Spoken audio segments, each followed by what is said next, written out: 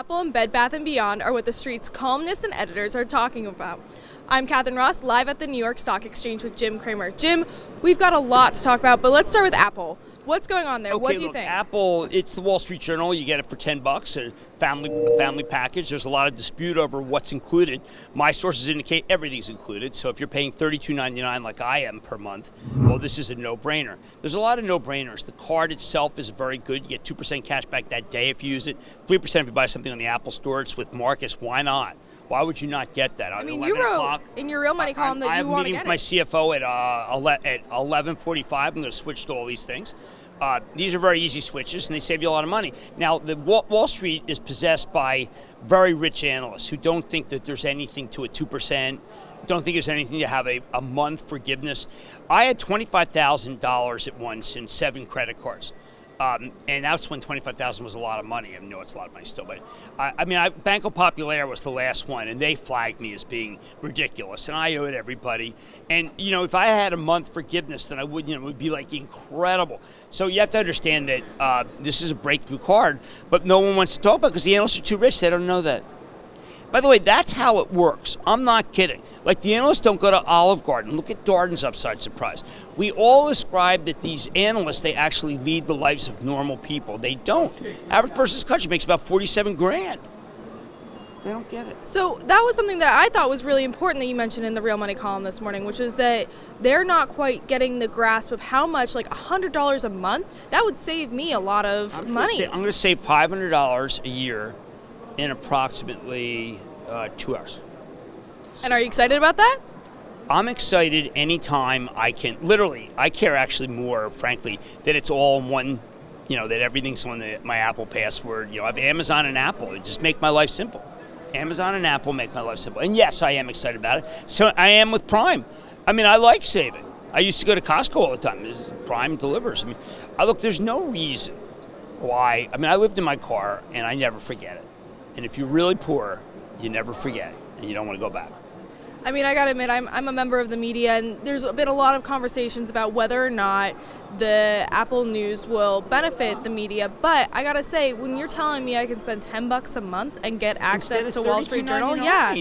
Honestly, no one believes it, but my sources keep saying you get it. Now, like HBO, no. You just get your credit card back. They're not going to give you a break HBO, but the family HBO. My daughter has HBO, and my other daughter has HBO. They watch Game of Thrones. They don't have cable. Look, these are things America's going to be talking about. Everybody but the analysts who think that, they just keep waiting for something that is not going to happen. They're waiting for a phone that can make it so that they're transported to the Hamptons. It ain't going to happen. Instead, you're going to save money, and saving money is what people want. Not everybody's rich. Oh my God, most people aren't. Be sensitive to it. One thing that you mentioned last night on Mad Money, which really sat with me, which was that you think that Apple should buy CBS and Viacom. Why not? Viacom, you see that there's a good article in the New York Post today about the possible merger of the two.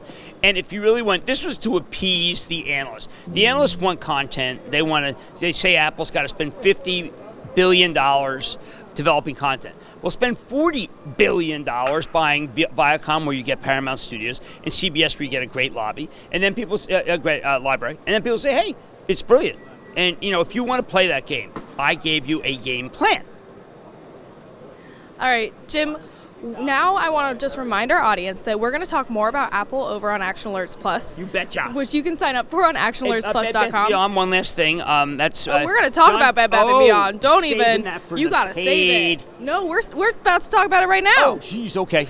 All right. So you cut me off, but we're about to talk about Bed Bath & Beyond. All right, Jim. Thank you. Because what I want to ask you about is, first of all, what do you think about the stock shooting up? Now it's too high. Jeez. John really? Duskin is really a leader. Well, it's just that the problem is that it's going to be a long turn because the value destruction here is incredible.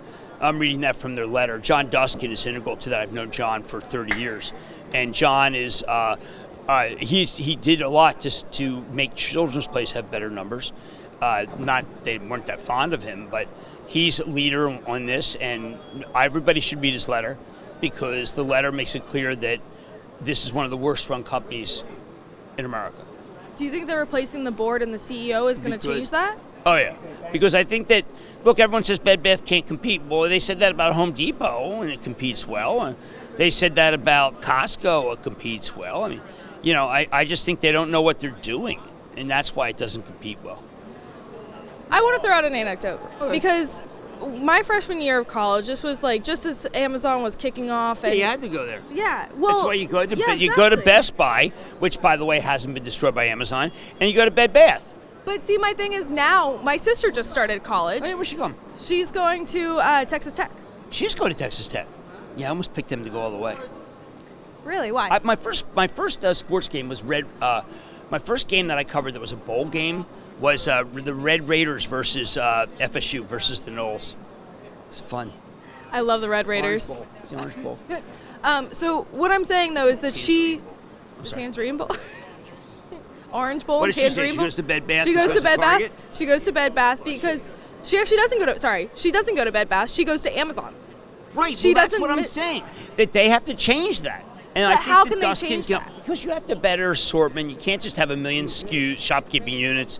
You have to have it curated better.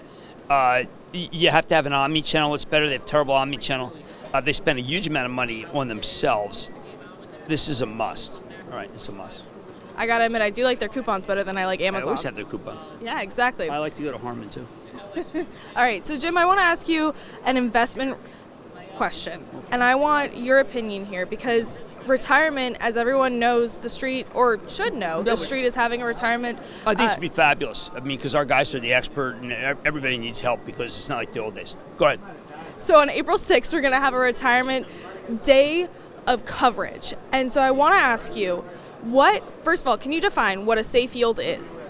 Yeah, safe yield means that the cash flow, it's not the earnings, but the cash flow covers it. So Verizon has giant cash flow. So if you look at their yield, it's completely safe. AT&T is a little more stretched. I think the yield's okay. I don't like to stretch for yield. But you see Verizon, Dominion, they cover it big. American Electric Power covers it big. So you want to look at the cash flow. And if you don't know how to look at cash flow, you've got to look at Stay Mad for Life, where I have a really good depiction of what cash flow is. So retirees should be looking at cash flow? Absolutely. And they should be reading your book? Yes, because that's what I talk about in that book, is how to retire.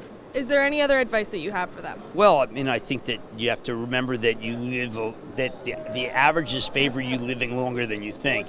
So keep earning money, even after retirement. And get into those dividend stocks? Yes. All right, Jim, thank you so much for joining us. And if you're watching us on Facebook or on TheStreet.com, we're now jumping over to our Action Alerts Plus members-only show. As we mentioned earlier in the show, Jim will be sharing more of his thoughts on Apple and more holdings in his Action Alerts Plus portfolio. You can check it out at ActionAlertsPlus.com. Thanks, guys.